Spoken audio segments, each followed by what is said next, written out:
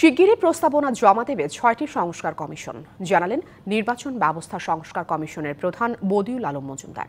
রাজনৈতিক দলগুলোকে দায়িত্বশীল আচরণের আহ্বান জানিয়েছেন তিনি। বলেন, সংস্কারের পক্ষে অবস্থান নিয়ে জনদাবিতে পরিণত করতে পারলেই সফলতা আসবে। রাজধানীর সিরডাপ মিলনায়তনে centre for governance studies CGS আয়োজিত গণতান্ত্রিক পুনর্গঠনের জন্য সংলাপ জনপ্রশাসন প্রসঙ্গ শীর্ষক সেমিনারে একথা বলেন তিনি।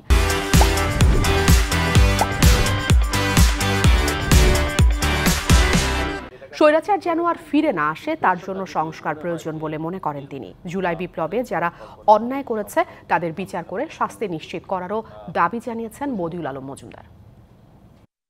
2007-8-এর সিন্ড্রোমে ফিরে যাচ্ছি, যে তখন সংস্কার একটা গালিতে পরিণত হয়েছিল, যে সংস্কারবাদী কি আফসোস। তখন যদি ওই সংস্কারগুলো করা হতো, কতগুলো সংস্কার, গুরুত্বপূর্ণ সংস্কার, তাহলে কিন্তু আজকের যে এই গত কয়েক মাসের যে বিয়োগান্তক ইতিহাস, এটা হয়তো সৃষ্টি হতো না, এটা হয়তো এড়ানো যেত। তাই আমাদের সংস্কার করা দরকার।